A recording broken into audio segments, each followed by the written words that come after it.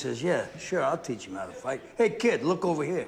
Kid looks over, he whacks him on the back of the head and says, that's the first fucking rule. Keep your eye on your goddamn opponent.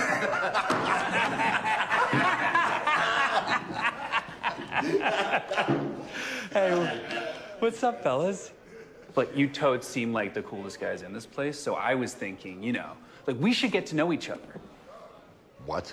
Let's pick a topic, and then everyone goes around in a circle and says their feelings on that topic. Let's start with, I don't know. Let's each say something that we're grateful for that black people have contributed to American culture. Is this dude joking right now? No. Hey, look, I'll go first. I'm grateful that black people gave us rock and roll music. Lynyrd Skynyrd, ZZ Top, 38 Special, all those guys owe everything to black American folk and blues musicians. I mean, they wouldn't exist without them. And then white redneck music would just sound like, well, what it sounded like before black people, which was the wet, sloppy sounds of fucking your sister. Okay, so that's my turn. Which one of you dumb sister fucking tiki torch carrying sloth from the Goonies looking pieces of shit wants to go next? Who the fuck are you? You're first? Cool. Okay, wait, no, let me guess. Your favorite contribution to black American culture was all the black guys who fucked your mom in the ass while you watched from the closet jerking off. You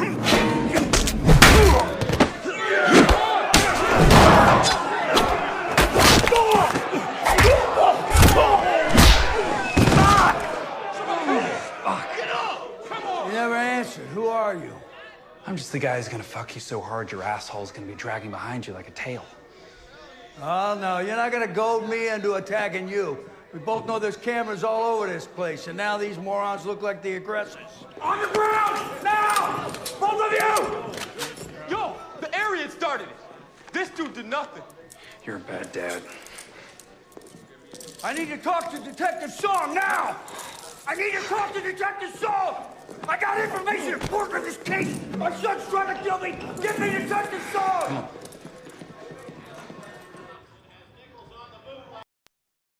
Welcome to the Superhero Cinephiles podcast. I'm your host, Perry Constantine, and how the hell do I keep making this mistake, Adam? Adam Lance Garcia is somehow back here. Why are you here again? I don't know. Mostly because I stalk you and I live in your walls. Yeah, that makes sense. Speaking of, I got a bone to pick with you because, you know, I send out when I schedule guests on the show, I got a Calendly link where they can pick the date and the time and everything, and I give them a spot on the application to add any additional comments, and you just straight up sexually harassed me in it. So, to be fair, you are incredibly sexy. You know, I cannot fault you on that. How you doing, buddy? I'm doing great, sir. Just happy to be here. Yeah, I'm glad to have you back too.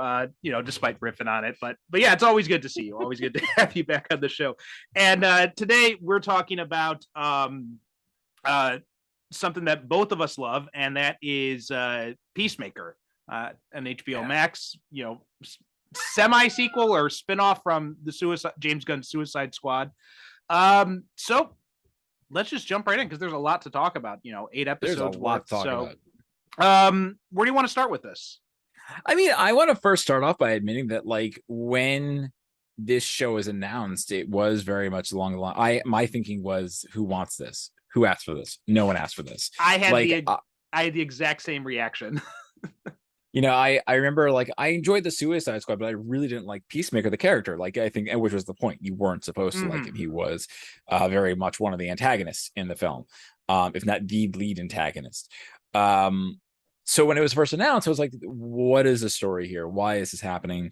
I don't want this. No one wants this. And I ate my words. I, you know, very quickly realized that James Gunn left the Suicide Squad. He gave basically every surviving character, and a lot of the characters who died, a full character arc. And I believe he even said it, like, I didn't finish Peacemaker's story, and I came up with this whole series pretty quickly, and he wrote it very quickly during the beginning of the pandemic. And I'm always amazed, and having rewatched it recently for this podcast, it's how much he does with that character, how much of it's an exploration of toxic masculinity, how it's this takedown of the alt-right, and how it's this really, really interesting examination of a character that you at first wrote off as a villain, as a joke character. He becomes this vastly dynamic character because of the series. Yeah, I was, when they first announced it, my whole thought was, okay, this is just a John Cena vehicle. He's trying to make a bigger name for himself, and now everyone's going to be shoving him down our throats like they did with Vin Diesel and Dwayne Johnson. And I'm like, yeah, my same thought was like, I don't really, of all the characters in the Suicide Squad, and this is before the movie, before the movie came out, even is what I was thinking. I'm like, of all the characters you've got on the Suicide Squad, Peacemaker seemed like the least interesting one to me. So I couldn't understand why you'd want to do a whole HBO Max series about him instead of, say, Bloodsport, which you got Idris Elba there. So I was kind of surprised at that when that announcement was made. And even after seeing the movie, I'm just like, okay, well, it's James Gunn. I love the movie. And yeah, he was fun in the movie, but I couldn't see how they can make a whole series about him. So I was still very cold on the idea of the series.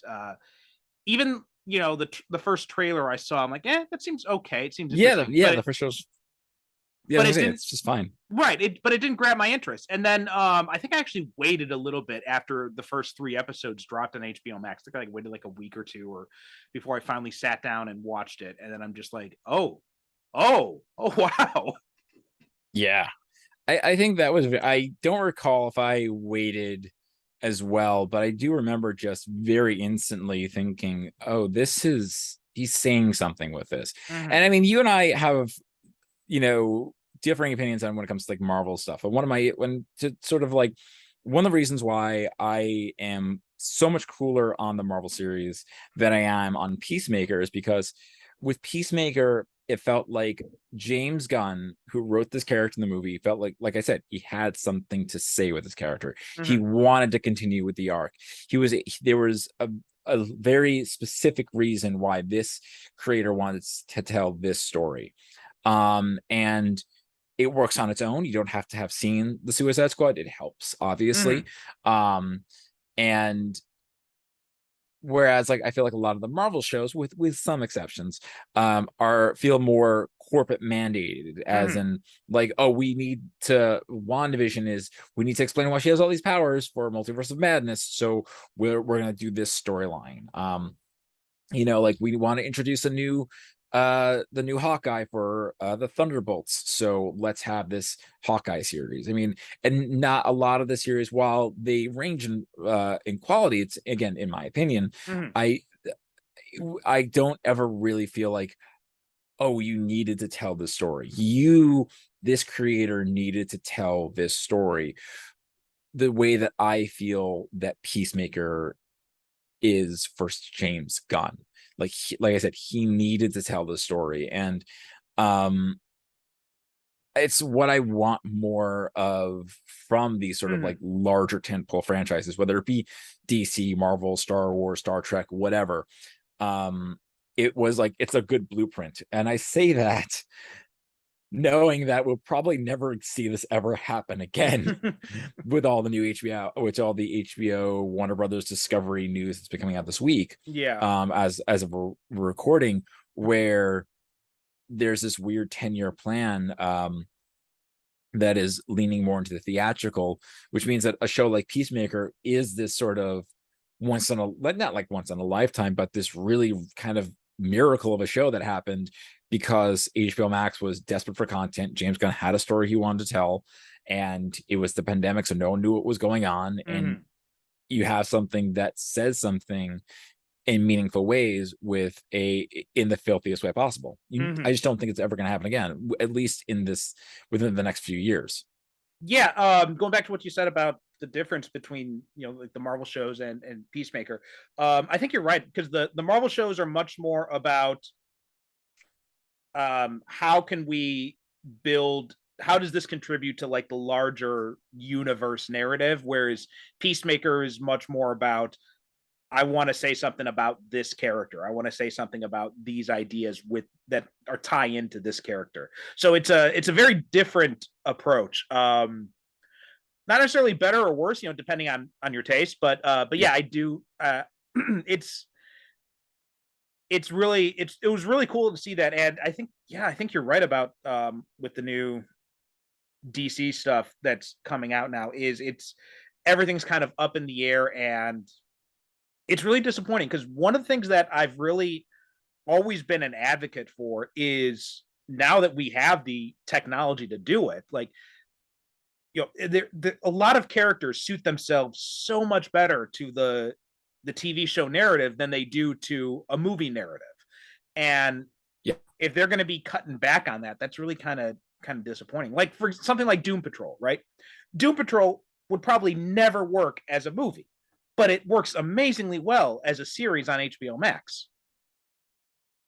Or even something or even, Superman and Lois is another example too. It's a completely different example, but that's something that, you've got these larger stories that it's being told, but the real draw of that show isn't about, the Bizarroverse or the Kryptonians invading, right? Like the real reason everyone watches that show is because of the family dynamics. You can't explore that as well in a 2-hour superhero movie but you can really delve into that in a long form series.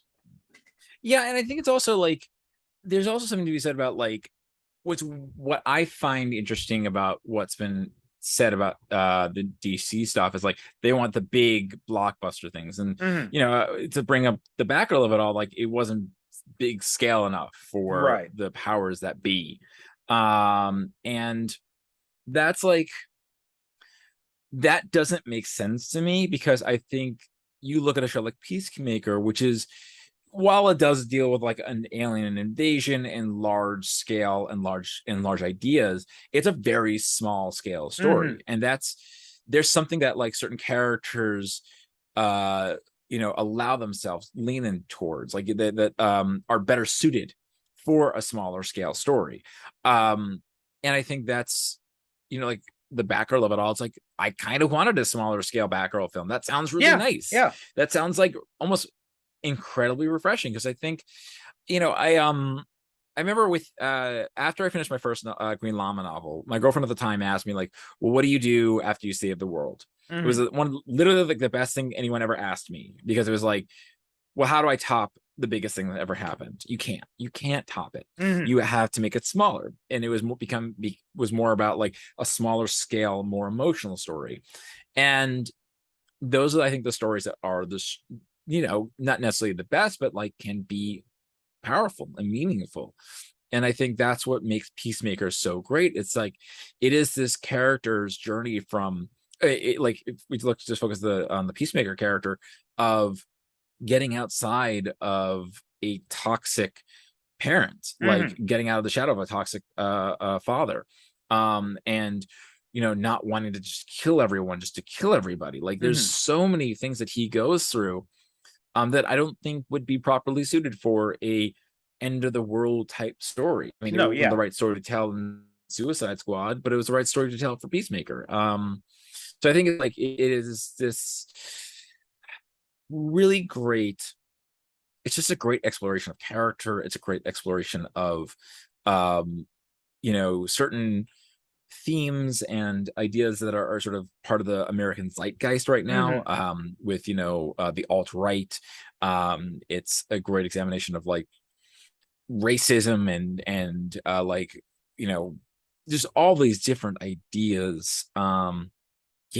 It breaks my heart that like we won't see that ever again. And something else from DC. Something else too I noticed on this latest rewatch is it kind of stealth in the background. It's kind of like stealth rebuilding the DCEU. Oh my god, yeah, the Snyder stuff is gone, because like they mentioned the fact when Leota gives her press conference at the end, she talks about Task Force X. She's like, this has been going on for years, and he has all these mentions of all these, there's a Green Arrow mentioned in there. There's all these mentions of he Peacemaker jokes about teaming up with Matter Eater Lad and all that. And there's like all these like kind of stealth rebuilding of the DCEU in the background. I thought that was really cool about it too.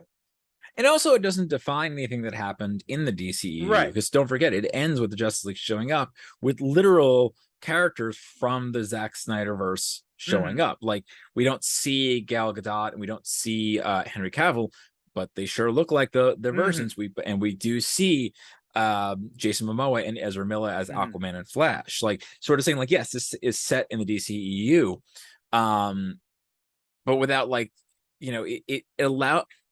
One thing that I think it does is something that I kind of wish I saw more of in the Marvelverse, in the Marvel Cinematic Universe, where it's like you can acknowledge that these stories take place in the same universe, but allow different perspectives on that universe.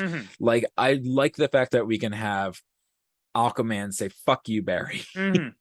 And it feels like, yeah, like it totally feels appropriate for the DCEU, totally feels true for, in many ways, to the Snyderverse, but it doesn't defy anything that says in the Snyderverse. It moves it forward in interesting ways. And, you know, it's perfectly valid here because it's like, this is the Peacemaker show. So yeah, he's going to say, "Fuck you, Barry." And then I think that's, I don't know,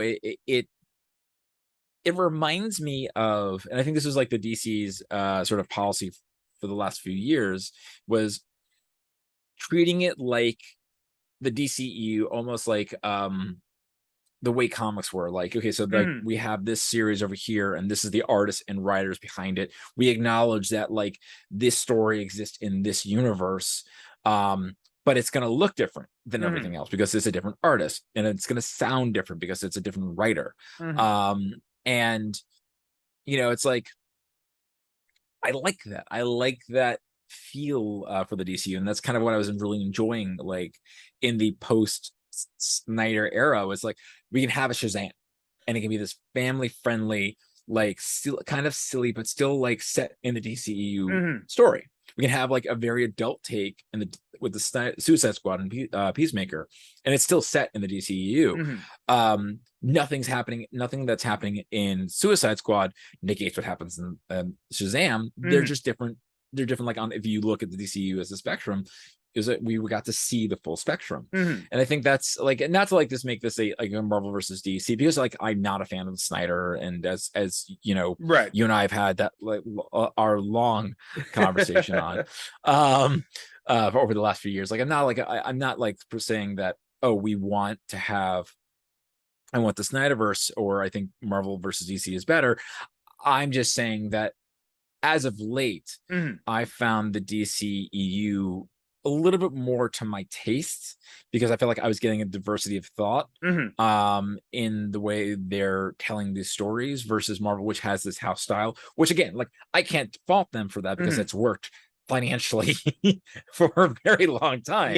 You know, but I think, so like when I look at Peacemaker, I'm like, I kind of hold it up and I'm like, this is what you should be doing. Like, I kind of want to shake it at like everybody at Warner Brothers and at Marvel. I'm like, please, more of this. Like, this is what we want. This is what we need. Like, not necessarily this exact show, not exactly like what James Gunn said, or how the characters were treated, et cetera, but this sense of, you know, just trying things in interesting ways, telling stories about characters that could range in scale from like a giant Starro, and then you can have a next story where he's like literally fighting tiny butterflies.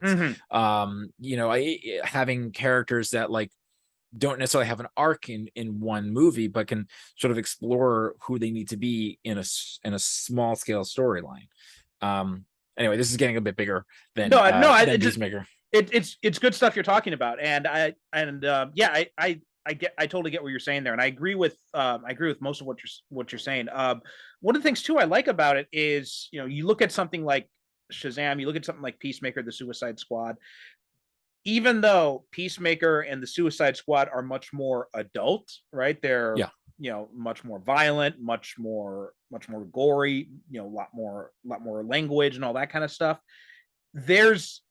That still feels more like it's in the same universe as like Shazam and Aquaman and Birds of Prey than Snyder's stuff felt, because Snyder's stuff was just so like, it was like this weird mix of like the Nolan-esque like hyper realism with like the more, you know, so it's like we have to it was like this, it was this very bleak kind of depiction of everything. And whereas even though Peacemaker and the Suicide Squad are dark and they're adult, there's a sense of fun to them that I didn't have with the Snyder movies, and that makes it fit in a lot more with like Shazam, even though Shazam is, you know, much more like a much more family friendly type thing. Yeah, no, I see that. And I think it's, you know, it's interesting. It's like I think you and I have talked about the Snyder Cut, but like it's weird that how that film, like it's a better Elseworlds than anything else. But yeah, I agree. I see that point. It's like a lot of the post Snyder stuff, like it's weird. Like I can see Man of Steel existing in the Peacemaker universe. I can sort of like see the Snyder Cut existing in. Let me put it this way: I can see the Snyder Cut and those films happening in Peacemaker, in Shazam, etc. I can't see it the other way around, if that makes sense. Yeah, that makes total sense. Yeah, absolutely. But also too is just like one of the things too I like about this show is, you know, taking this character who in the Suicide Squad, you know, you just look at him and he's the villain, he's the villain slash partly comedy relief, right? Yeah. And you know, his whole tagline there, he's like, I want peace at any cost, no matter how many men, women, and children I have to kill to get it. That's a funny line in a movie, but then that for James Gunn to say like, well, actually, that line makes no fucking sense. So let's explore that. And I think that it's something most people would not have thought to do. And I think that's and for him to actually say like, no, let's really dig into why he thinks that way and what does that lead to? What's the logical extension of that? And what happens to him when he discovers what that logical extension is?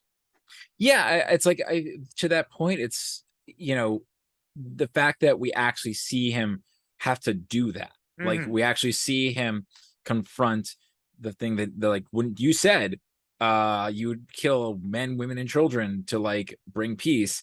Here you are. Here's an entire family you need to kill, and he can't. He understands like we actually get to explore what that means. And I think that's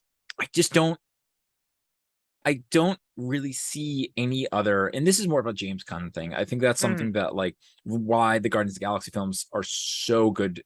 Like they're my favorite Marvel films. Why the Suicide Squad and Peacemaker are like, in Suicide Squad like gets better. I've watched it like 3 or 4 times. It's the one I revisit the most.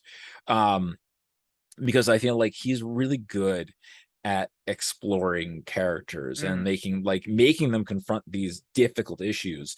So like I just don't foresee like any other writer or director of a superhero story saying like, hey, this guy said this thing. Now let's understand why that is. Yeah. And why he can't do it. Like who he really is. He says this thing, but he's not that person. He's not that person. And this is why he's not that person, because he said it because he blames himself for killing his brother because his father was a racist, abusive piece of shit. And let's explore that and let's get him away from that. How does he get away from that?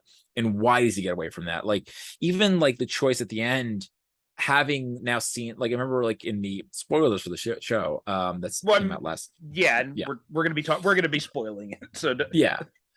So when he decides to like kill the cow at the end of the finale, and it's like, well, he could have just fucked the world because the butterflies were trying to save humanity.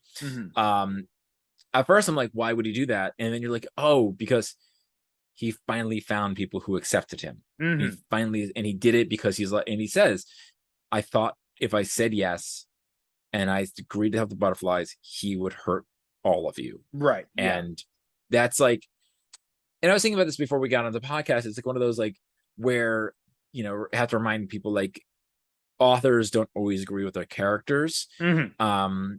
So I don't think James Gunn necessarily agreed with Peacemaker and that moment, but it's the right choice for the character. Right. The character came from a point of like, I will literally like murder anybody to bring peace to the world. But in this moment, I'm going to choose the people who have been kind to me and are my friends. And that is a choice that he couldn't have made in Suicide Squad. Right. You know, it's a choice that he couldn't have made even at the beginning of the series. But he had to go through this journey to be like, I value people in a way that I never did before. So yeah, it is such a good show. It's frustrating how good it is. Well, talking about James Gunn and the character side of it, like a lot of people say that Guardians of the Galaxy Volume 2 is worse or a lesser film than Volume 1. And I've always looked at people who say that. I'm just like, what's wrong with you? I'm like, and I think I know why. And I think when you were talking, I think it kind of clicked for me, is that it kind of breaks that basic Marvel formula where like everything is contributing to this larger narrative. Like you can take Guardians of the Galaxy out of the MCU and it wouldn't change anything. Yeah. Right. And like, you know, Infinity War, you know, Endgame, all of that still makes complete and total sense if you pluck Guardians of the Galaxy Volume 2 out of it. And Iron Man 3, you could also do the same thing too, I think too. Both of those movies, they don't really do a whole lot that isn't done in other movies or that isn't used to set up anything else. And and especially Guardians of the Galaxy 2, I think it really dives into the idea of like, who are these characters and, you know, and exploring their relationships with each other. It's a much more personal movie than Volume 1 was. Yeah. I think like, I agree that like Guardians of the Galaxy Volume 2 is really underrated by a lot of folks because it's not the end of the world kind of story. It is essentially about, like, you boil it down, it's about this found family and it's in some ways it's very similar to Peacemaker and like in the barest minimal, like you boil it down, it is about a man overcoming a abusive father to like reconnect with his found family. Boil it all the way down. Like, I don't think the same story in any way, but similar themes. At least it's, which I always find interesting that like James Gunn it sounds like he comes from a very healthy household. Like he was very like, he grew up with his mother and father, and his father was a great guy, but he seems to be really interested in exploring sort of that, like, again, toxic masculinity, that sort of abusive parents idea. But with Guardians of the Galaxy Volume 2, it's one of my favorites, if not my favorite Marvel film, because there's so much amazing character work. And, you know, again, I think that's, you know, I think one of my biggest issues with Marvel these days, and I hate that I always do this, and I always come on, I'm like, this is my problem with Marvel. But, you know, it's kind of what I'm at right now. It's like, I feel like there's too much like leaning into what the universe needs at the expense of the characters. So it's like, yeah, to your point, like the reason why I think Guardians of the Galaxy Volume 2 is so great, why it works so well, is I see all those characters begin in one place and end in another. You know, they have it is a very moving, powerful story about found family, and it doesn't like and fatherhood too. Like that. Yeah, fatherhood. That movie, that was the last movie I actually saw in the theater with my father. So, you know, that was about he died about a year after we saw it in the theater. So and it became so much more emotional for me because of that.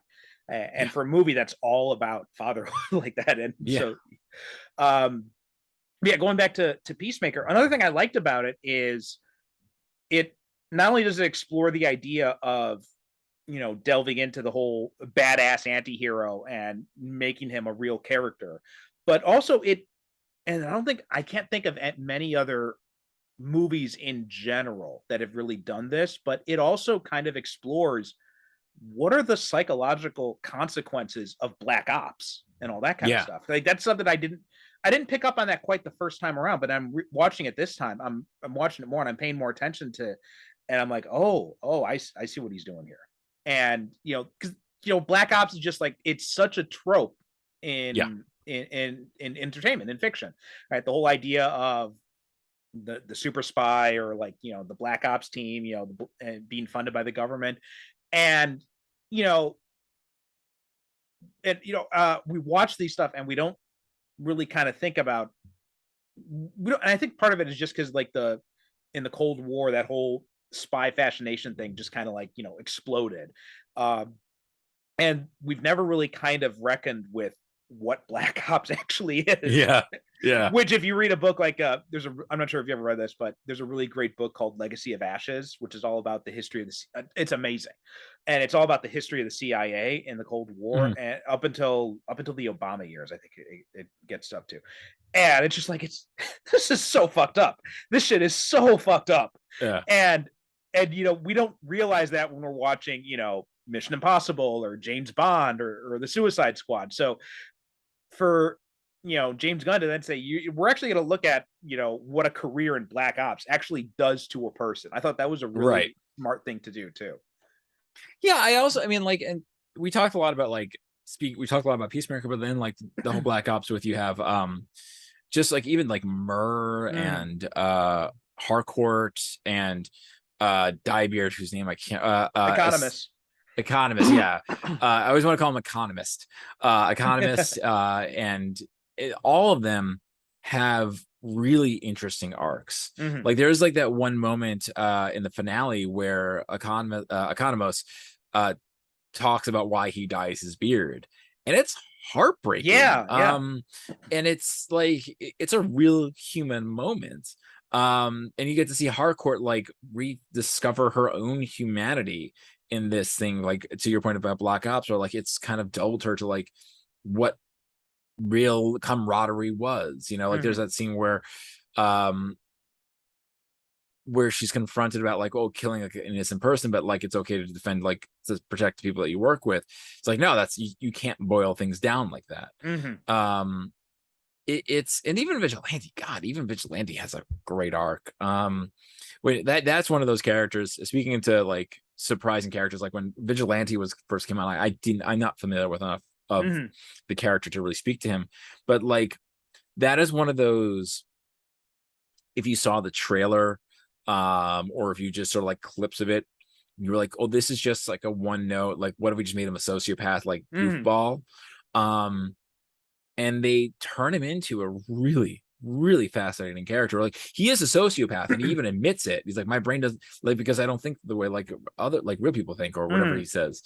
But, like, he's also just searching for some kind of acceptance and some kind of family and friendship in a way that he doesn't know how to. I have trouble seeing, like, any other franchise, what, like, Marvel or DC, doing a character like that, where you're like, oh wow, you have, you're insane and you're gonna murder people, but also you're like, I'm gonna be in a, like, it's like the whole three-way thing with him, and, like, it's like, it's such a bonkers thing.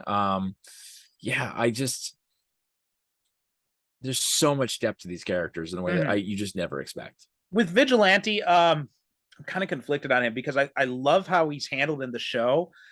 On the other hand, I kind of I'm not a Vigilante fan. I don't think I've ever read any comics with him, so I'm not, like, completely tied. But I do kind of feel for the fans of the character, though, because they've gotten screwed twice now.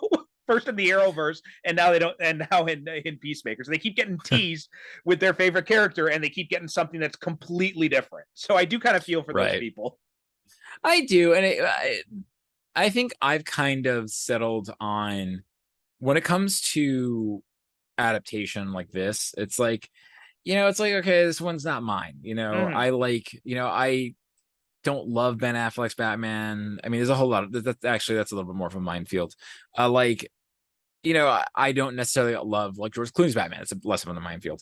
But he's there, and some people love him, and they exist. But, like, I'll pick a Bale or a Pattinson over a Clooney any day, or, like, over an Affleck any day. But, like, especially with characters like Vigilante, like Batman, like everything, like, it's not like to bring in another franchise, it's not like Luke Skywalker, where like you really only had essentially one version of him. You had the movie version, and then you or had like we were talking about with Superman when we talked about Man Yeah. of Steel. Like, you know, Right. it's like basically the Christopher Reeve template, and there weren't like a whole lot of other versions of it. Yeah. Really. Exactly. So like there weren't a lot of whole, like, I mean, you had like at least in modern times, like in the last like 40 plus years, we haven't really had a Superman. Like we've only had 2 live action Superman in films in the last 40 plus years. You know, you had Henry Cavill and Christopher Reeve. Well, Brandon Routh too. And Brandon Routh, but Brandon Routh, like, yeah. So but he was basically doing a Christopher Reeves impersonation though. So and I look, I'm a big Superman Returns defender, and I feel terrible for forgetting Brandon Routh. But you know, like, yeah, to your point, like he was just doing a Christopher Reeve impression, and they tried to break free with Henry Cavill. And there are reasons why that didn't work, and I think that has less to do with Henry Cavill and more to do with the filmmakers. And I think, but like with, you know, Batman, like you had so much variation that you're able to like get weird with it. So like now you've got like 2 very different versions of Vigilante. The third version can be whatever you want it to be. You know, or the 4th version, the 5th version, you know, and the comic version that you love is still there. It's fine. The same thing like in Peacemaker. Like I'm sure there were big Peacemaker stands before Peacemaker came out, and this Peacemaker is nothing like the books. And that's kind of okay. I like, especially with the fact that, like, for better or for worse, the multiverse is now a thing that we all accept. That is one of the weirdest things that, like, that the general public understands, that like, oh, there are various versions of these superheroes and they all exist in different universes. Like that blows my mind. That's a thing. Like that's something that like you and I would have talked about and it been made fun of. And now like the cool jock guy in high school's like, yeah, man, I fucking love Doctor Strange Multiverse of Madness. All those different Doctor Stranges. I'm gonna go throw this football. Like, like we got beat up for that shit back in the day. Metaphorically, but like, you know, the point is, so it's like, you know, if the general public can accept the multiverse like aspect, like there's nothing, like fans should be able to do that too. It is so weird that it's like, it's been less than 10 years since when we saw the season finale of The Flash, the first season, and when they had that tease of the multiverse with Jay Garrick's helmet, I'm like, the multiverse, they're teasing the multiverse exists. It exists. It's never going to happen, but it exists. And I know it exists. It was like that. Yeah. It was like that line in Batman Forever when, you know, Bruce Wayne mentions about the circus halfway to Metropolis by now, right? We freaked out when we heard that because we're like, it exists, but they're never going to do anything with it, but it exists. And that was enough for us. And then never in my wildest dreams did I think, oh, by the way, here's Crisis on Infinite Earths. Here's Multiverse of Madness. We're going to have Secret Wars in a few years. Yeah. And never in my, that's gonna be interesting. never did I ever imagine that would actually happen. And that, like, the whole idea would have been, it's funny because I remember reading, I think it was Save the Cat, actually. I think it was, or it was some screenplay book when he was talking about the idea of having 2 different magical ideas kind of thing in the same movie and how that breaks it. Right, it breaks that story, it breaks that narrative world. And he used Spider-Man as an example, where you have Peter Parker gets his powers from a spider, but then the Green Goblin gets his powers through this serum. And he's like, that's a wrong way to do it. They should have both come from the same thing, because that when you have 2 different magical things, and I'm just like, this is fucking stupid. This is ridiculous. Do you really think audiences are that stupid? And yeah, for a long time, movie studios did think audiences were that stupid. Yeah, it's like, as long as you lead, like bring them to it. It's like, I remember even with Peacemaker, bringing it to that, like there's this weird sort of thing I have to turn off of, like, well, there's that scene where his dad, like, was it the White Devil? I can't remember. The White Dragon. White Dragon, like he's flying with his like jets out of his hands, and like I'm like, well, how is his hands not burning? I'm like, wait, like they fought Starro in the movie. Like, why am I questioning this? Like why am I trying to like place like actual real physics on this? It's like, yeah, that's so weird. Like that, like they have to have different. No, I think it's like, it's not, and I think that's a bad example. Like whatever example they made about like the Spider-Man like serum thing, like that doesn't. I think, yeah, because I think it was a big mistake that they made for the longest time, that like. And even like they still kind of make that mistake to some degree, like where every villain and hero are sort of like bound together. I mean, look at the very first Batman with like the Joker being the one who killed his parents, because reasons. You know, while there is merit in having the hero and villain being sort of connected in their origins, there is value in those stories. It's not always true. In some ways, it's like, you know, the most I met that had nothing to do with my upbringing, like, you know, like people that like. Sorry, you cut out for a minute there. Can you repeat that? Sure. I mean, like, there are people that like. Well, what was the last thing you heard? We'll edit around this. You just finished talking about there's value in having like the hero and villain connected in some way. Yeah. And then that was. But there's like just as equal value as them having separate origins, because not everything needs to be connected. Some of the people that I have not gotten along with the most, my own nemesis, had nothing to do with my own origin story. They just kind of came into my life. And I think there's something to be said about like, here's this person that enters your story and they're your antagonist.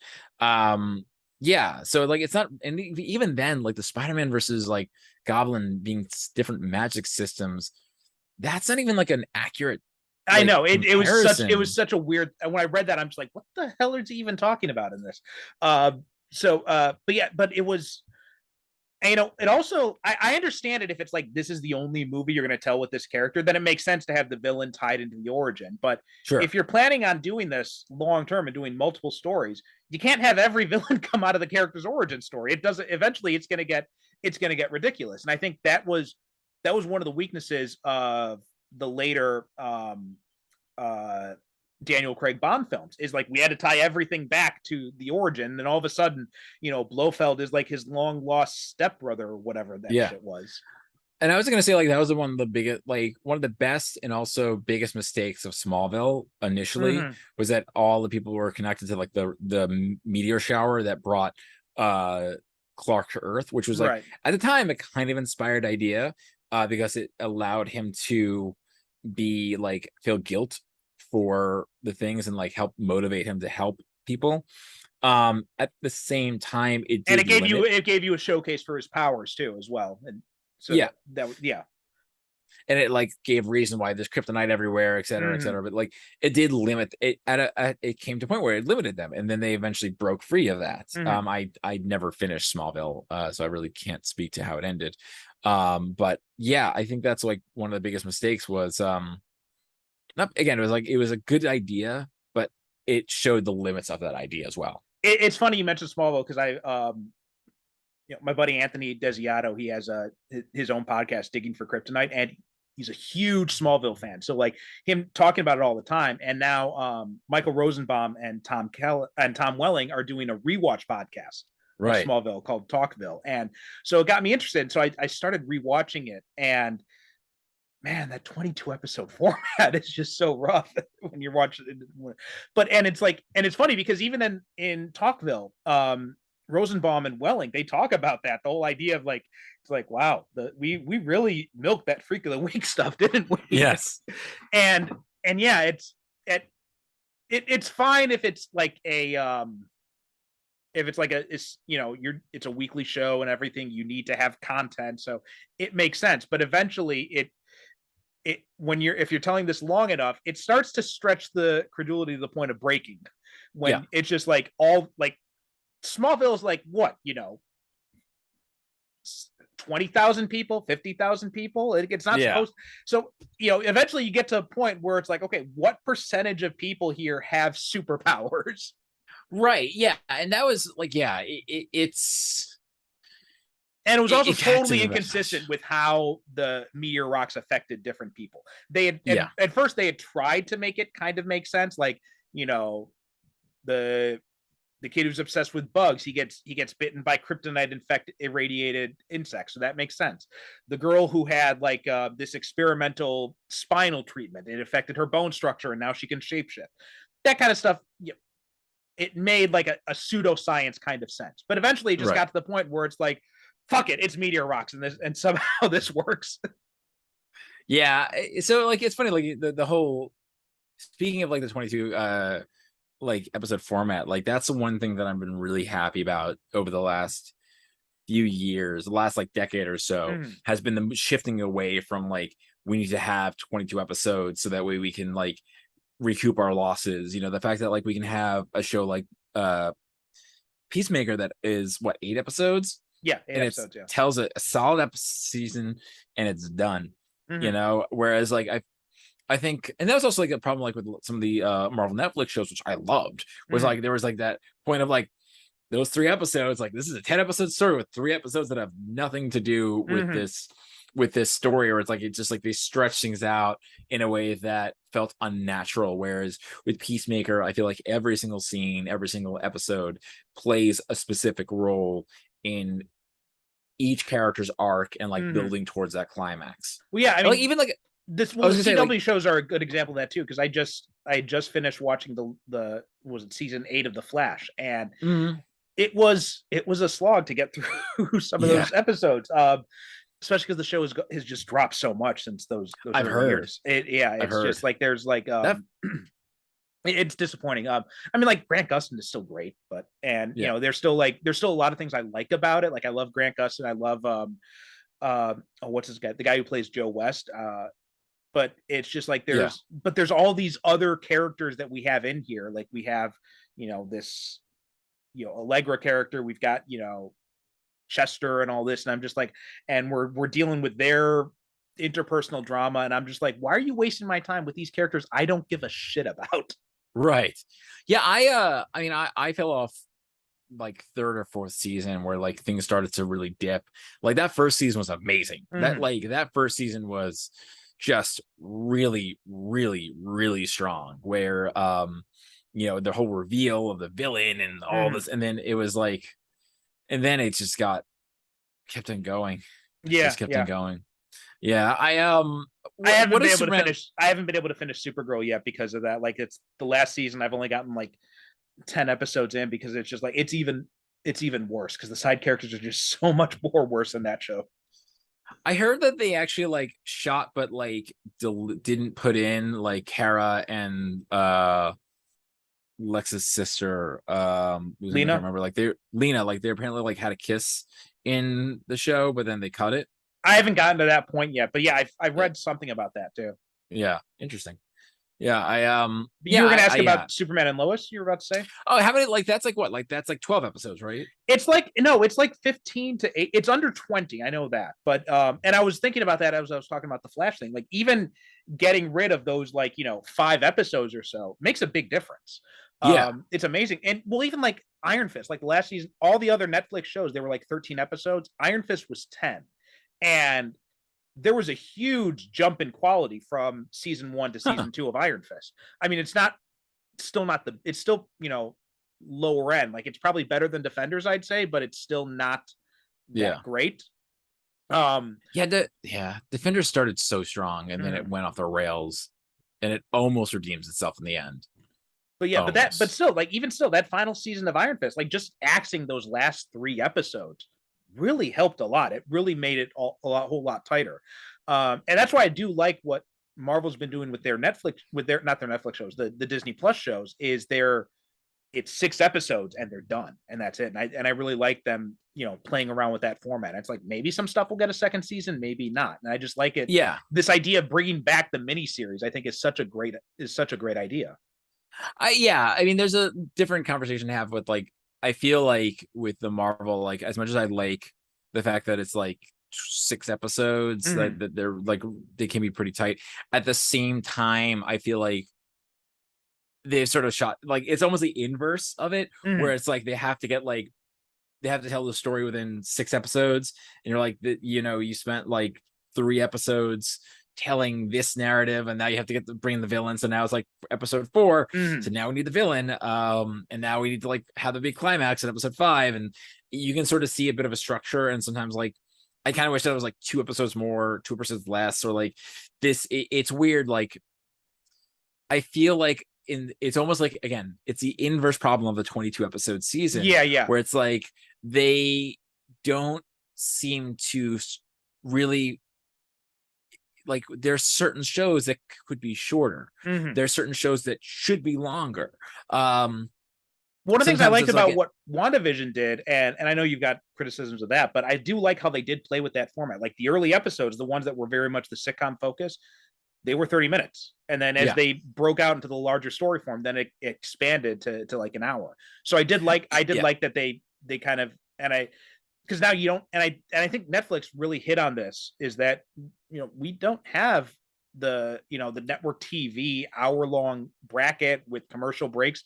We don't have that, so we're not limited by that anymore. And I do like that shows are, I mean, there are downsides to that too, because one of the good things about that is, you know, I was reading this book on plotting recently, and one of the things the guy had said was that the nice thing about that hour-long block format is it gives you a nice 4-act structure. Yeah.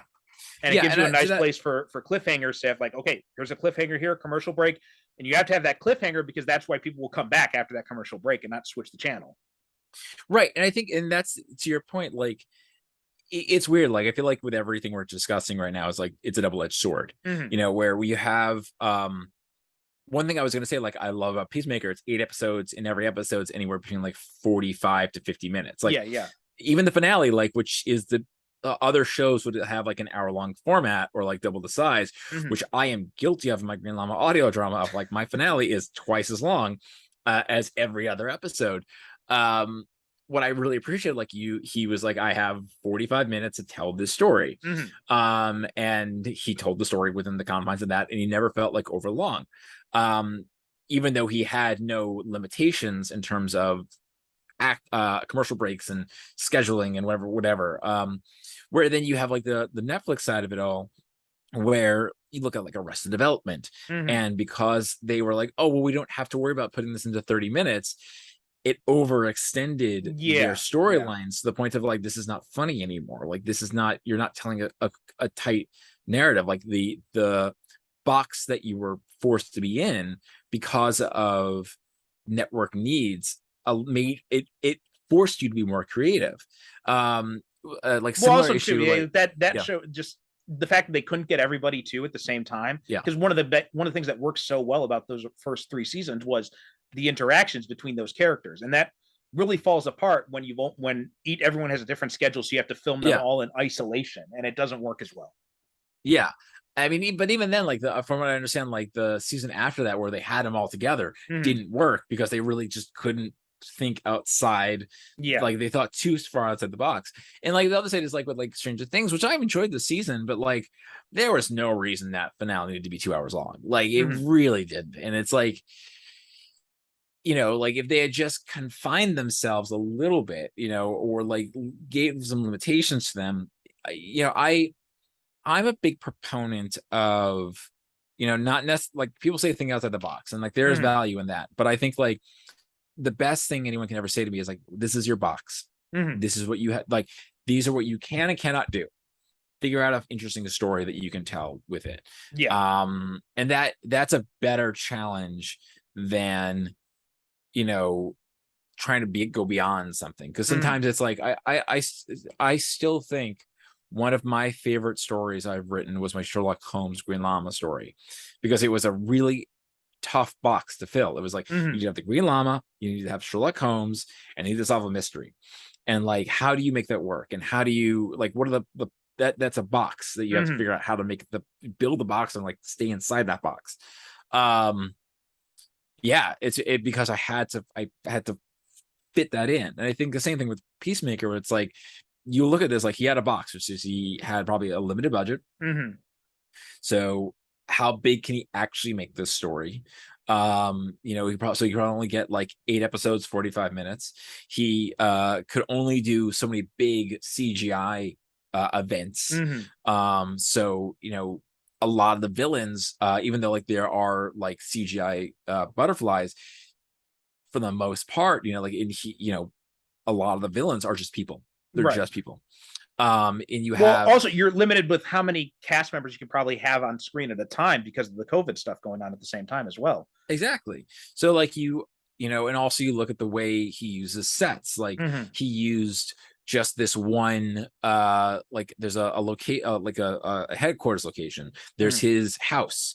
There's all these specific places that like he revisits frequently throughout the entire season, that uses like the budget and the time to the most effective way. Where I think that sometimes like, and this is a different issue, like I think a lot of again, I'm sorry to do this, like the Marvel versus DC thing, but like I think that's something, and having a like this is in the news where like they want all these different options, and so they'll change like the entire location because they're like, oh, now we want this to be in Budapest, even though we wrote it to be in like downtown, San Francisco. So we have to like rebuild the set. And that because they can do whatever they want, it kind of like prevents them from doing what they should.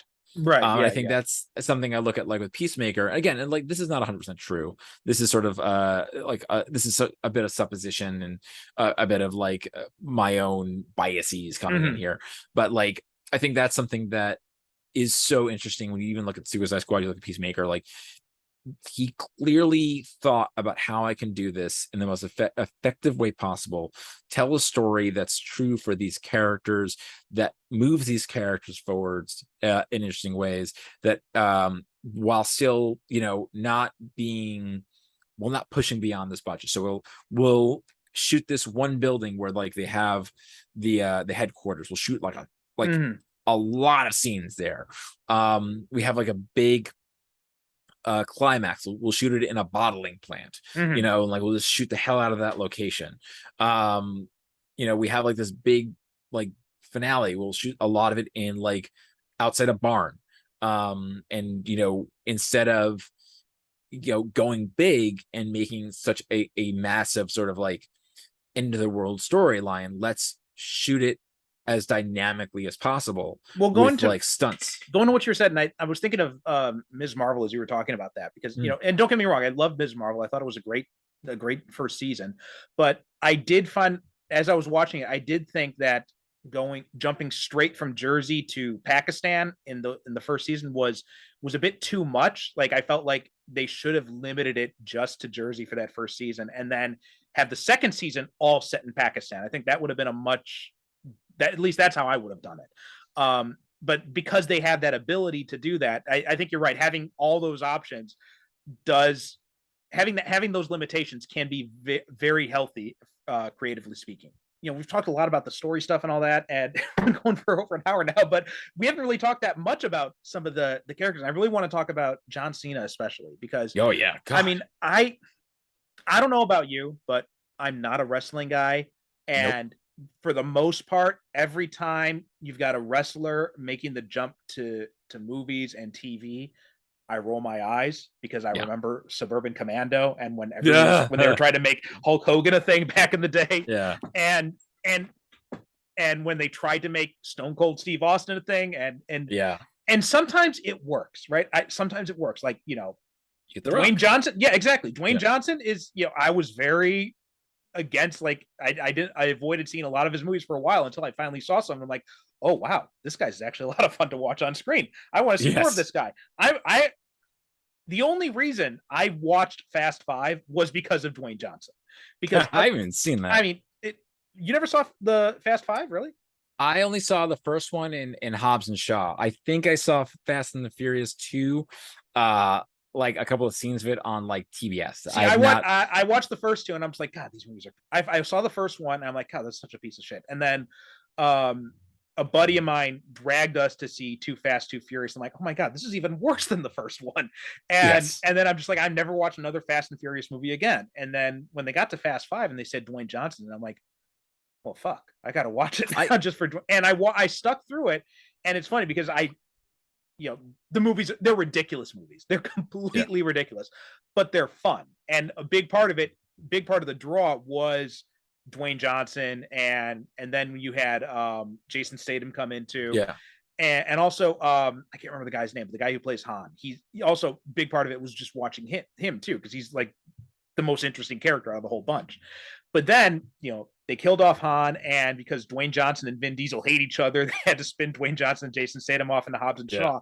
And then when I watched F9, which brings back Han, but it's got Johnson and Statham aren't in it. I'm watching. I'm just like, God, this movie sucks. Yeah. But go on. But yeah, so Dwayne Johnson example, Dave Bautista, right? Another example who's someone who turned out to be a really good fucking actor too. Yeah. And John Cena is another example. Like I was not expecting much when he was announced for the Suicide Squad. Oh yeah. And when I saw it, I'm just like, okay, well, he's fine enough in it. But I wasn't expecting just like how talented a guy he really is. And just like hearing about him outside of like the fact that like the scene when he's playing the piano and everything, like he's actually a fucking trained pianist, and he can speak like fluent Mandarin. And I think one of the reasons why they had that scene in there with like and showing those long shots of him playing the piano, and so people didn't want to say, nobody was gonna, because that way they cut out the idea of someone coming in and saying like, oh, that's just, they just had like a hand model or something come in and play. It's like, nope, that's really him. What I admire so much about John Cena is he seems to be very much aware of the perception people have of him and playing against that. Yeah. I think I remember there's this one thing where he did this video about like what it means to be American. And like you start watching that, you think like, oh my God, this is going to be super crazy right wing. And this is going to be really offensive. And you're like, no, this is like all about love and like accepting thy neighbor and like very progressive ideals. And then like he plays into again the toxic masculinity and playing against it. I think one of my like there's so many moments where he is just crying and hating himself and really like like struggling with the choices he made in really heartbreaking, interesting ways that I don't think you would expect. I mean, look, as great as like it is fun as it is to watch The Rock, he doesn't have the range John Cena does. No, not at all. Like The Rock plays The Rock. Like you go see it and you're like, he's gonna have a great time. Like the weird thing, I remember seeing a friend of mine did a video on the Fast and Furious films. And he talked about like how in Fast 5, he definitely tries to like, he's doing something different, and then it's just like he turns into The Rock in later episodes or later seasons or whatever the fuck it's called, other movies. And it's like this sort of like winking at the audience, like we're gonna have a fun time, and it's like that's. But well, I think that's John Cena, Hobbs and Shaw was definitely like that, because I remember reading this one article when it was talking about Jason Statham movies, and the writers like don't even fucking pretend like he has a name in these movies. He's just Jason Statham in all of them. Exactly. And with John Cena, though, like he's going to play a character that looks like John Cena, that is canonically bisexual, like that is willing to like cry and like say these kind of offensive things and then re-examine them. I haven't watched the season of The Boys, but like in some ways it kind of like based on other earlier reviews I've heard, it kind of reminds me of some of the conversations people have had around The Boys, where it's like the alt-right, like, wait, are we the baddies? Like what? So it's like with the John Cena, it's just like, how do we explore these very like tender moments and heartbreaking moments and what would some people would call emasculating moments, but under the visage of a guy that looks like John Cena. And I think he is all about challenging again that perception that people have of him, that like people will come to these shows like Peacemaker because like, well, it's John Cena and he's a badass, look at him, he's got muscles from ear to ear, like he's crazy big and whatever. And then he gives you in a performance that shows you a very human side to a character that would in any other person's hands would be defined by their badassery,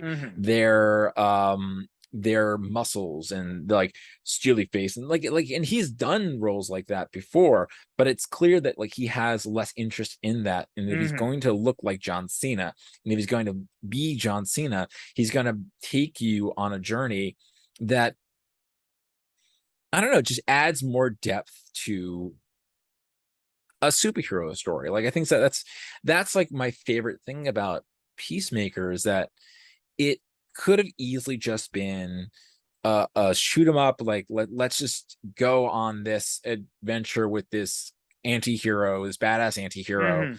Um and he kills people and it's badass, and at the end he wins and he gets the girl. And that's not this, and that's partially because of what John Cena wants to bring to these kind of series. Like even though he doesn't get the girl, but he kind of gets the girl at the end with Harcourt, where like he sits by her bedside until she wakes up.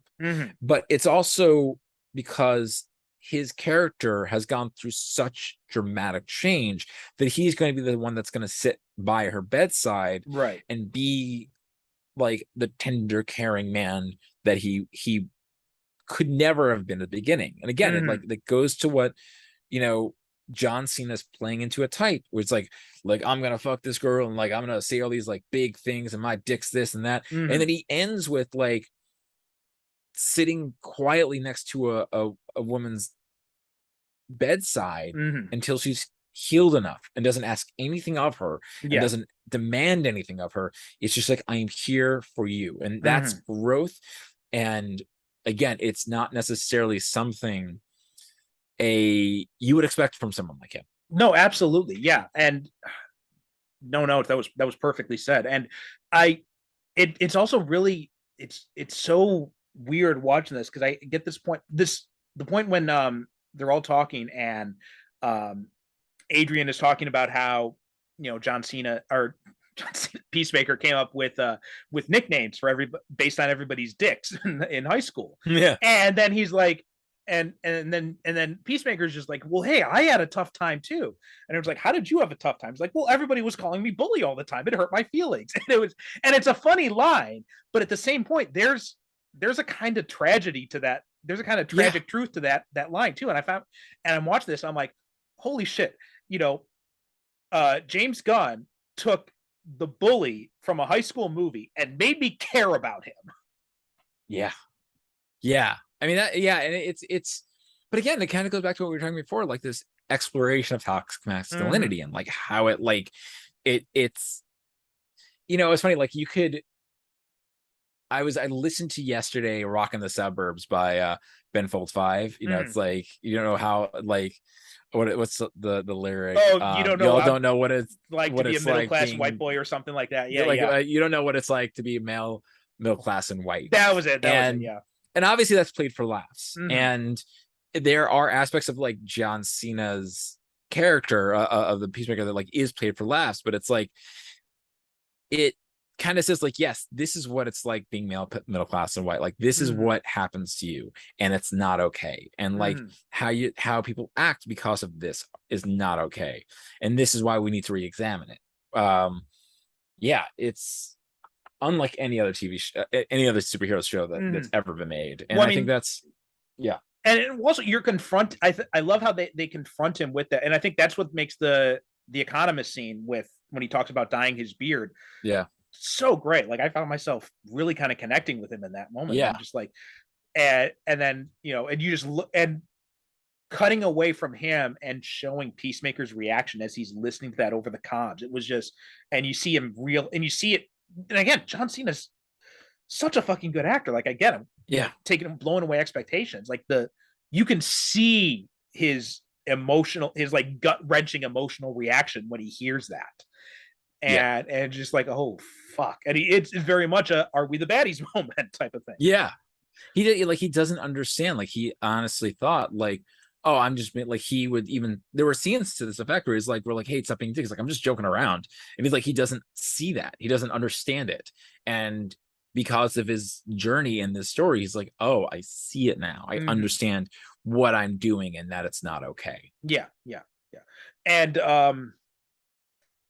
what else do I want to talk about? I also want to talk just a little bit. I wanted to mention one of my favorite exchanges in this whole series is when Vigilante's in prison and, Yeah, and he goes up to I know exactly what you're talking about. Yeah, to the Aryan group, and he says, "It's like, you guys seem like the coolest ones here. Let's all pick a topic and everybody go around and say their opinion. So let's start with what is everybody's favorite Black contributions to American culture." And it's just like, I went back and I rewatched that scene like 3 times, and I laughed my ass off every single fucking time. what a and that's again you look at Vigilante, and I think that I even love wherever it's like, well, everyone kind of, he says to Peacemaker, like, everyone says you're kind of racist, He's like, I'm not racist, and and then you have again a character that one would expect to be a certain sort of in a certain lane, essentially, and he comes in and does something completely different, which is listen, you alt-right pieces of shit, you are pieces of shit, and it's it's one of my favorite parts of just the again, the takedown of racist white Americans and showing them to be as disgusting and hateful as they are. Oh God. And Robert Patrick too, he does such a great job in that. Yeah. I found myself fucking hating Robert Patrick by the end of that show, and I'm just like, well, that's why he's doing such a good job. And that's one of those things where what's interesting is he is a very religious person. I found really? If you look at his Twitter account, it does say talks a lot about God, but it shows that because he's able to be someone of faith and still play a character like that and know that unless it doesn't seem like this is the case, he is playing this character knowing what this character is saying and why this character is pathetic and hateful and should be hated, but still being a God-fearing man. It shows that as someone who is, I would say, agnostic, you can still be religious and understand you should be an asshole. Yeah. And I think that's when when I saw that, I'll put it this way, if I hadn't seen Peacemaker, I would have assumed oh my God, he's an asshole and a piece of shit. But then you're like, oh no, he's just religious, and he also can be able to play an alt-right piece of shit and understand this is what this character is saying. Well, just there's toxic masculinity, I think there's also toxic religiosity, and I think that there's a definite, and you see this too, if you look at some religious groups in Latin America, the Catholic groups in Latin America are progressive as fuck. Oh yeah. And it's all the the whole liberation theology and all that kind of stuff, and you compare it to what goes on here, and you realize and if you actually, and I'm not a religious person, but I'm an atheist, but I've definitely looked at stuff, and you look at and this is a larger conversation, but you look at what Jesus's sayings were and stuff, and it's pretty fucking socialist type of stuff he's saying there. Yeah, he really is. And I do like that looking at Robert Patrick, right? I would have assumed he's a right winger and all that, and so then seeing him play against that kind of type, by playing what you think he is, again, kind of like John Cena. John Cena is playing into the perception of what you think he is. Yeah. And it's telling us more about them both in the process too. Sorry, that really wants petting right now. He actually wants food, but he's really enjoying his ear rub. You guys can't see it because we're on audio, but right now my cat is in the middle of the frame, drooling on everybody. Jesus Christ! Oh my God. Okay, sorry about that. You don't have to keep that in, but you should. Okay, I will. Yeah, you're a good boy. Okay. Also, Leota was an interesting addition to this cast too, because again, I didn't know what to expect going in with her, because I'd seen her, and she's a good actress. I'd seen her in Orange is the New Black before I gave up on that show, and she was great in it. I loved her in that show. It was funny in that show, all the supporting cast became so much more interesting than the main actress. Yeah, I've experienced that. That's it's one of my challenges of the book I'm writing, where a lot of the other characters are a little bit more interesting than the two principals. Anyway, another conversation. But yeah, tying her into Amanda Waller and all that, and it showed an interesting side of Amanda Waller too, because You know, you meet Leota, you find out she's Amanda Waller's daughter, but she's also a lesbian, she's married, and you'd almost expect, the expectation would be like her and Waller have an antagonistic relationship, they're estranged, but you don't get that sense. Like, even in the brief moments we see her, we get kind of a more humanizing view of Waller than we saw in 2 movies. Yeah, and I think that's like, again, the benefit of a show like Peacemaker, where you can take these characters that you thought you understand them, and let's add some more dynamics to them. So, like, to your point of having the daughter of Amanda Waller be one of the principal characters, and have a loving relationship with her mother, you know, it makes Amanda Waller more interesting, because now she's not just like this cold-hearted, you know, monster who will kill women and children if it means protecting the country. You know, she's kind of like, she is exactly what Peacemaker says he is. She also has like a loving, or she's able to, like, she clearly fell in love, or at least had a relationship with a man, or, I mean, let's be honest, maybe like got artificially inseminated. It doesn't matter.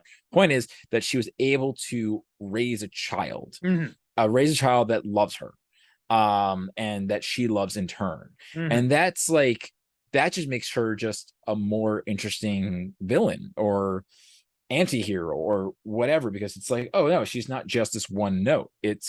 She's a human being.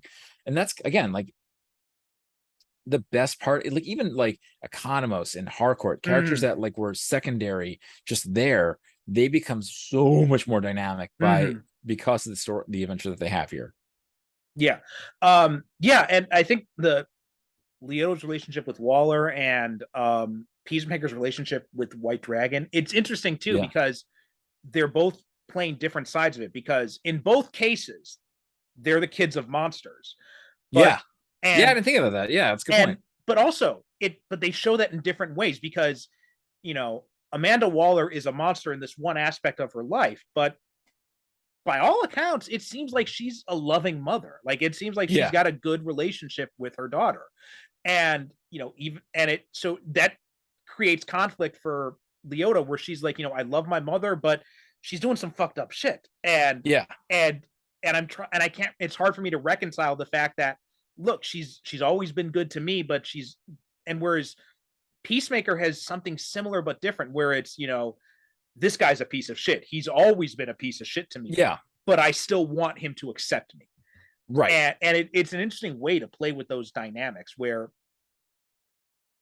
it's also kind of, they both kind of want what the other has in some way, right? Like, you almost get the sense that, you know, obviously, you know, Peacemaker wishes he had a loving relationship with his father, even if his father's a monster. Whereas Leota, you almost, when she's talking to Vigilante, and she's telling him about Peacemaker's dad, I kind of felt like in some ways she was talking about her mother too.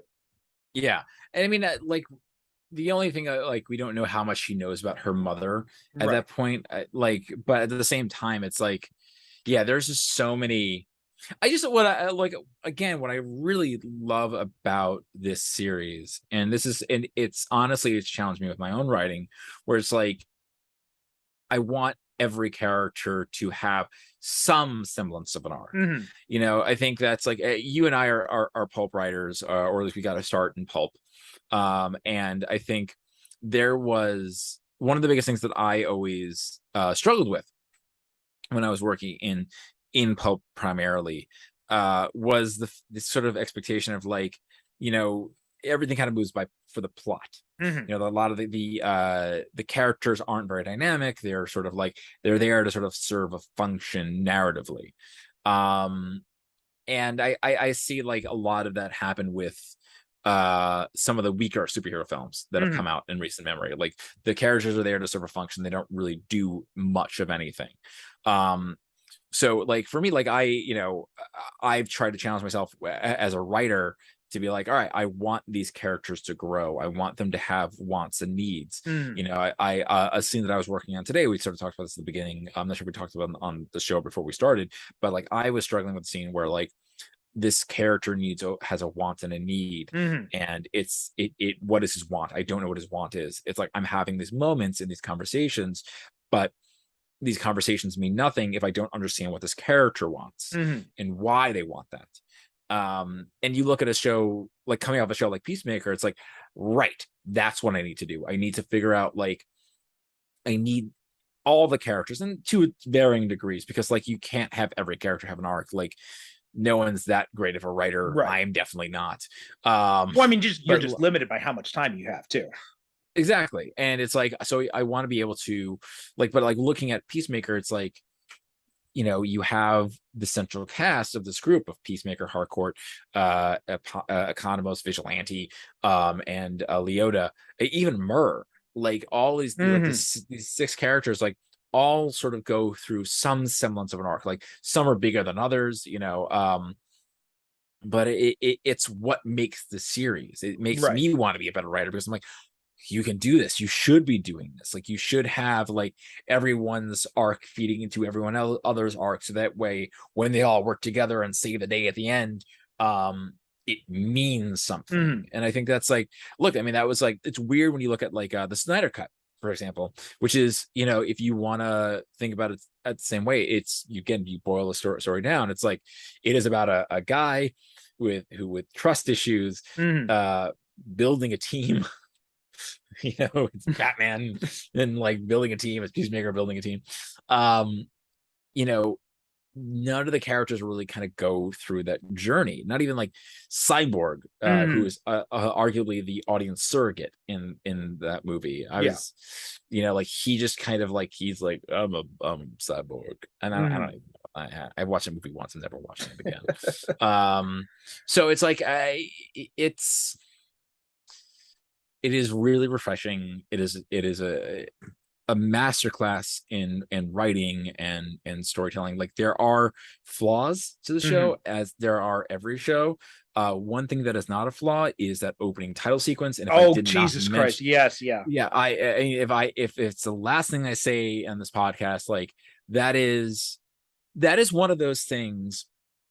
The opening title sequence, if you had said to me, in isolation, they have the cast of Peacemaker dancing to a Swedish rock, hard rock song as the title sequence, I like, that sounds terrible. Like, why would who wants this? Yeah. Why does anyone want this? And then you see it, and it's literally the most charming thing you've ever seen. Yeah. It is fun, it's bombastic, it's well choreographed, and it could be something that what's interesting about it is like it comes off as initially funny, but then becomes like, because of the way the story evolves, it takes on new meaning every single time. When they cut to the music and it's like they're having a fight, and it's like, ooh, this means something different now, and seeing them dance to it, and like the characters that die along the way, seeing them again. I say this again, this is, I think, the biggest thing. Like, I look at something like this Peacemaker, and I want to like this title sequence, if we take the microcosms, like I'm showing it to other like franchises, like, this is what you can do. Don't do this, but this is what you can do. You look at that title sequence is just, if you skip it, you're a monster. Like, it's how can you not watch it every single time? Every single time along.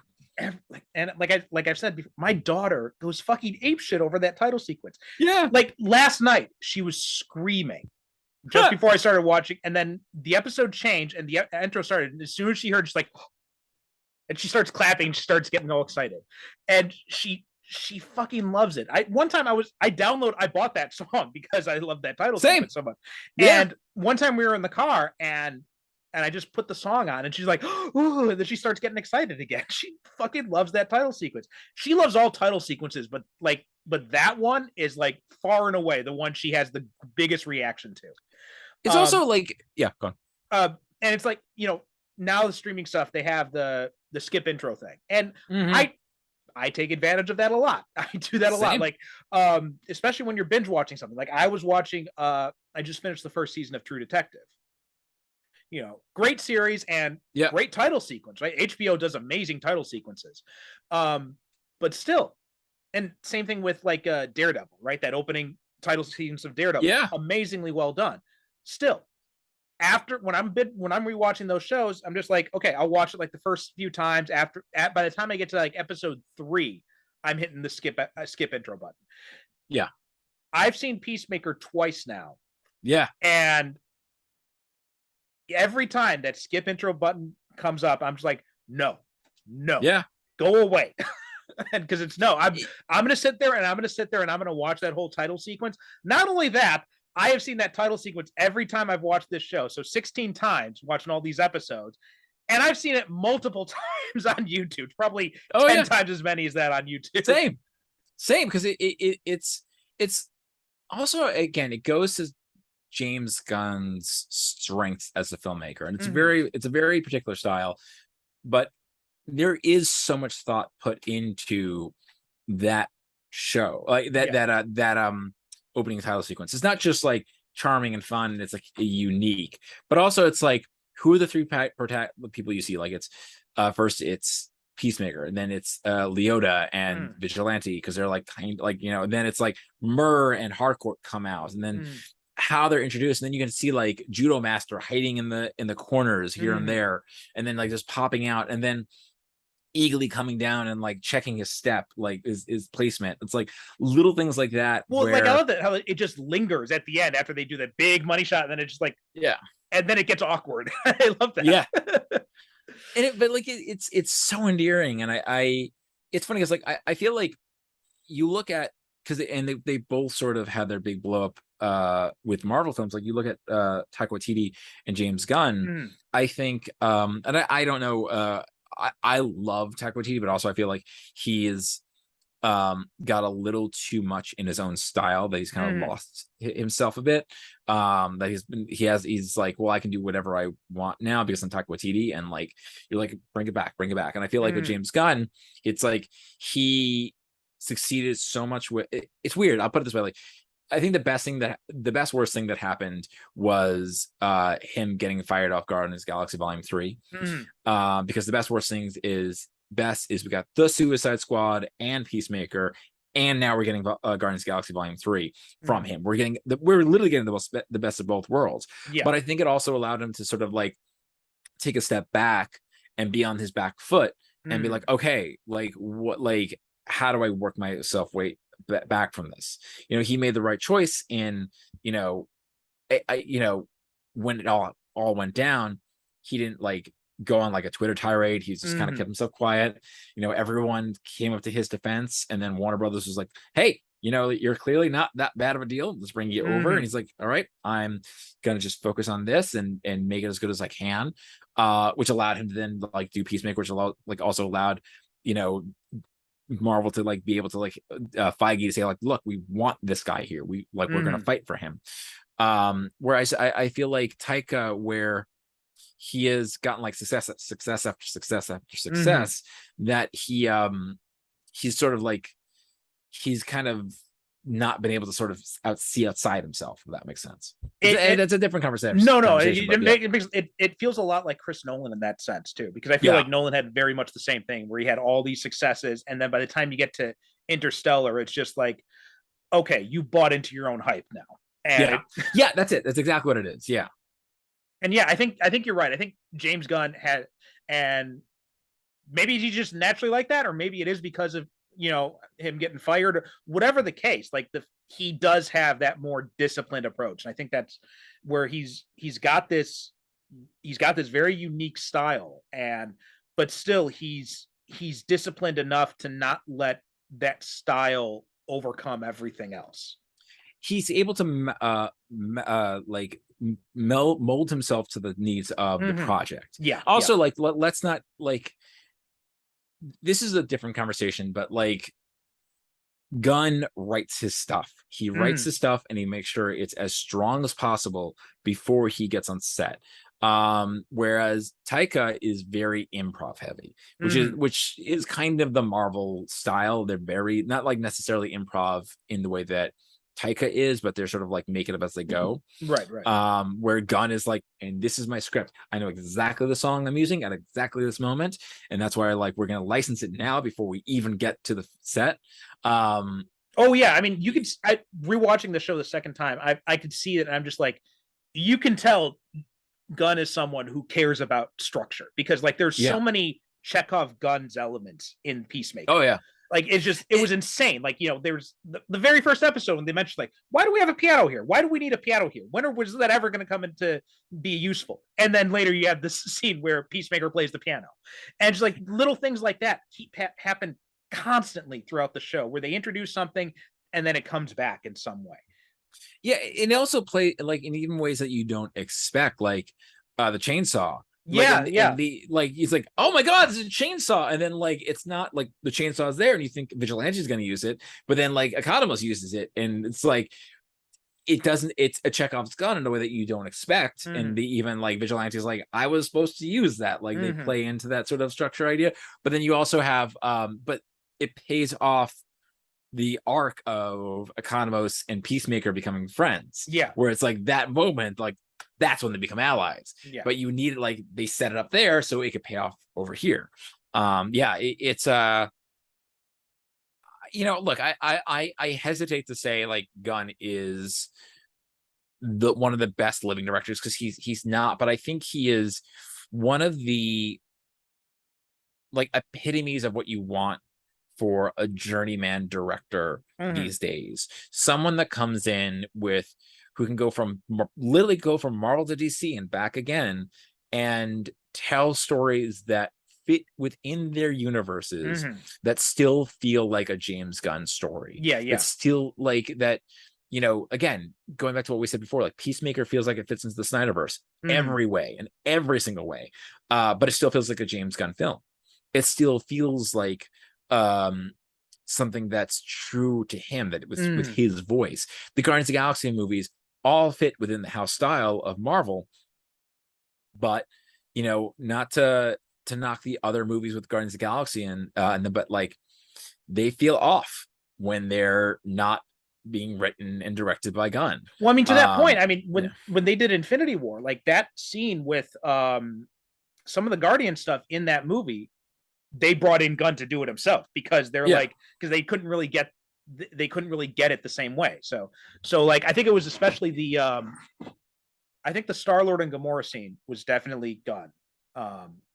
And then I think I think when you first see them, when they're flying through space, I think that may have been Gunn as well. I'm not sure, but I believe it. I also like, but like even then, like you look at him and them in Love and Thunder, and it's like something's off. Like it's not the same. Yeah, it's not the same. So yeah, it's I aspire to not necessarily I do aspire to be like a James Gunn like person where someone's like can look at my work and be like, oh wow, this Adam Lance Garcia wrote this, but also this feels like a Spider-Man story, like this feels like a Star Wars story or a Star Trek story, whatever I get to write one day. It's just like, you know, this feels true to the spirit of the thing that I'm reading, but also no one else could have written this. And I think that's the biggest thing. And it's weird because there's something to be said about being like a chameleon type who can go into different areas. So for example, Joe Casey, do you heard of Joe Casey's comics? A few of them. Okay, so I've been on a bit of I'm doing a reread of Adventures of Superman for another his Adventures of Superman for another podcast. And so I was going back, and it just coincidentally someone came on the Patreon show and wanted to talk about The Bounce, which is this superhero comic he did for Image a few years back. And it got me thinking about him and just like how he's very much a chameleon type of writer, right? He, you know, unless you see the name on it, you can't necessarily tell it's a Joe Casey story just by reading the story. You can tell a Grant Morrison story just by reading the story, right? It's very, if you read a Grant Morrison story, you know you're reading a Grant Morrison story.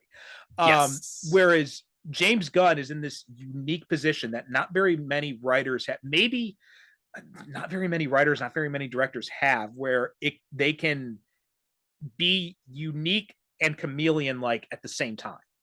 Right. Yeah. And I think Peacemaker is such it epitomizes that. It shows that like you can take a character from a larger universe, tell a very specific story, and have a very specific voice and a point of view. Yeah. But still feels true to everything that you've seen before and will come later, we hope. Right. Yeah. We'll see. Okay. So, any final thoughts you want to say about Peacemaker? Just I really hope it's the second season. I like, especially with all the HBO Max stuff. Like, I put it this way, like I at once I'm very satisfied with this first season. It's a really good beginning, middle, and end. Like, if there isn't a second season, that's right for Cena and Gunn to continue the narrative. I'm kind of okay with that because it's such a good story that, like, if you ended here, I'm okay. At the same time, I'm really sad it's over. Like, I like rewatching it made me miss the characters a lot. So if we have a second season, you know, I want it to be the right story. I want it to be, you know, obviously I want Gunn to be as involved with this season as he was in the first season. Right. I just, yeah, I'm of two minds. I want it really badly, but I'm okay if I don't get it. Yeah, I'm kind of thinking of the same thing, because there is that whole idea of, because I can use Superman and Lois as an example because I just finished the second season of that. I love the first season of Superman and Lois. I liked the second season. I don't, you know, I still love the show. But there was kind of a feeling of, we're playing the same song just with some different beats here and there. Yeah. And there's, you start off with what you think is a classic Superman villain, and then there's a flip halfway into the season. It turns out to be another Superman villain. There's an invasion of sorts. There's a flashback episode in the latter half, and it's like the same beats keep happening throughout both season 1 and season 2.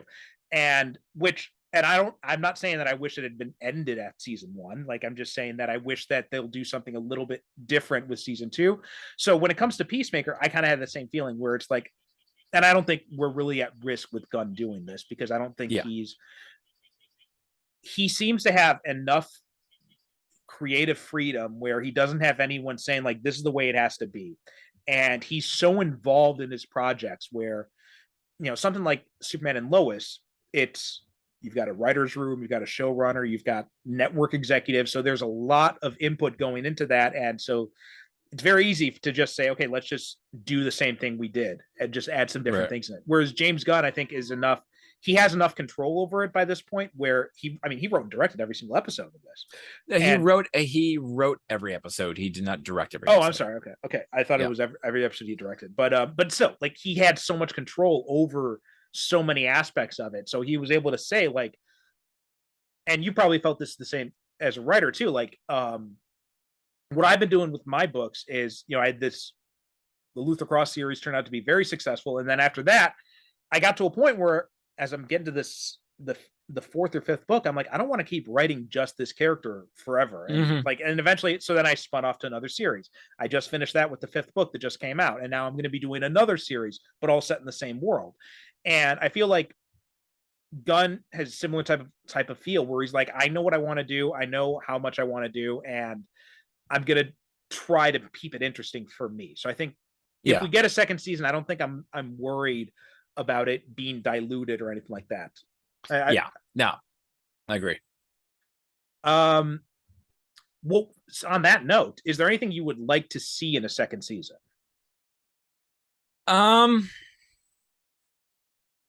I just, the characters back. That's kind of all I like. I honestly, like, in terms of, like, I don't really know what this.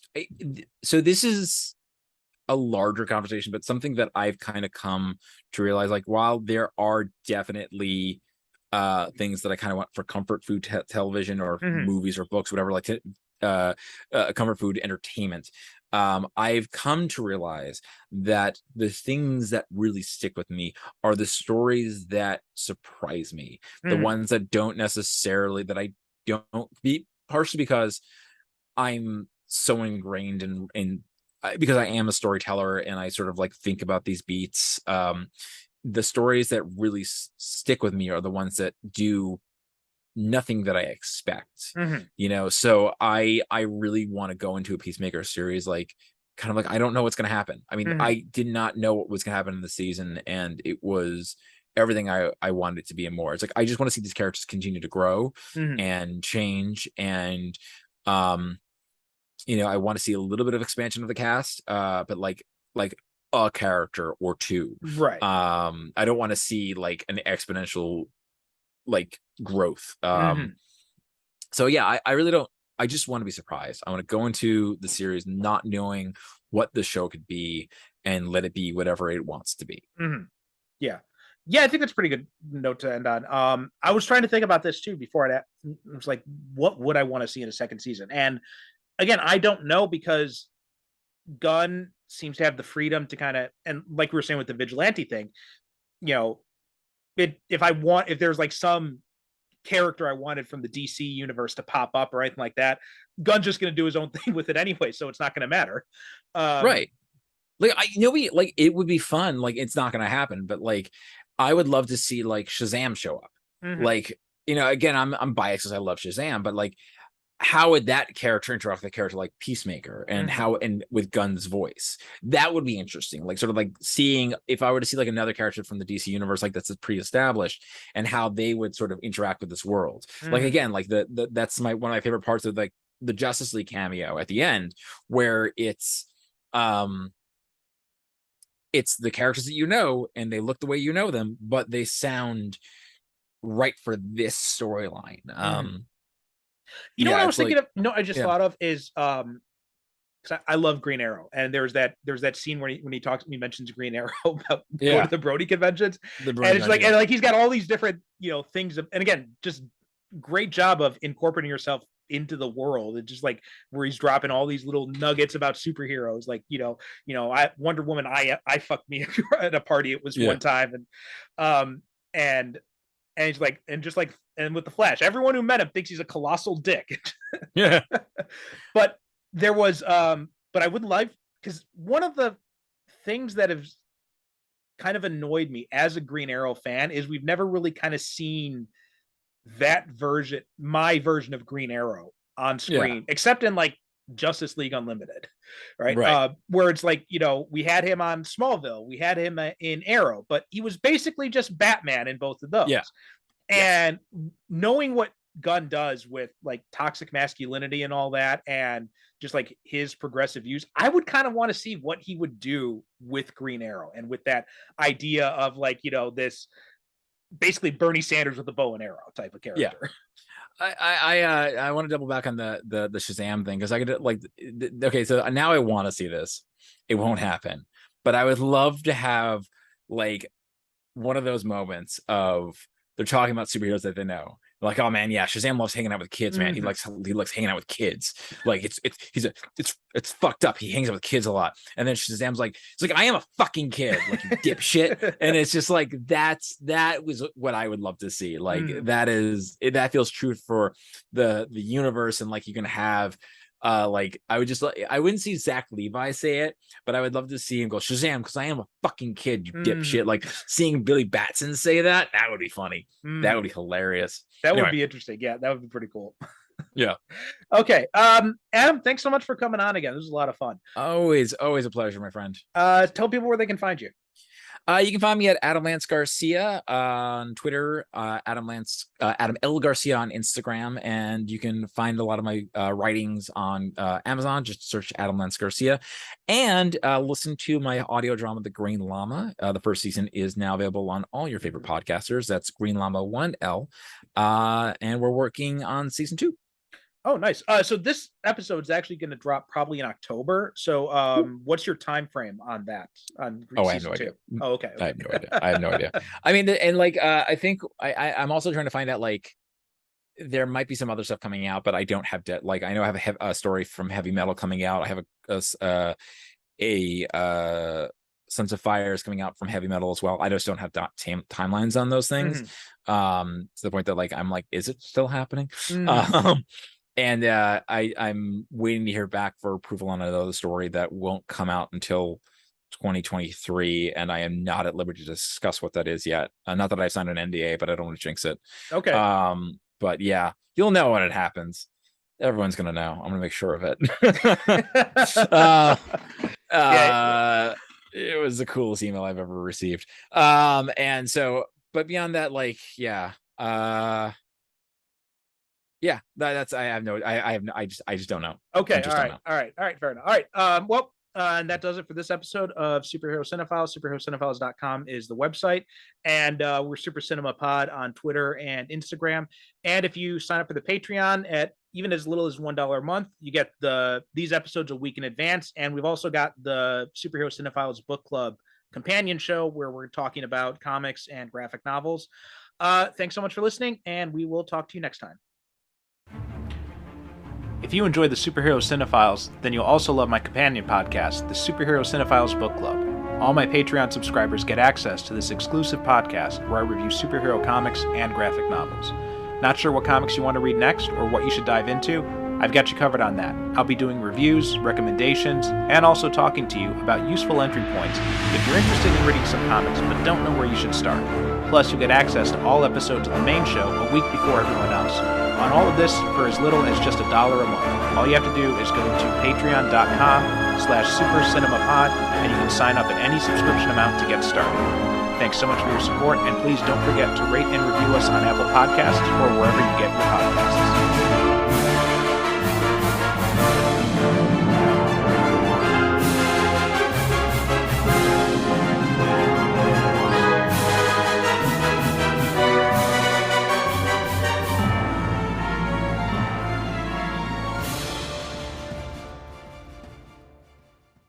Thank you for listening. And as always, good night, good evening. God bless.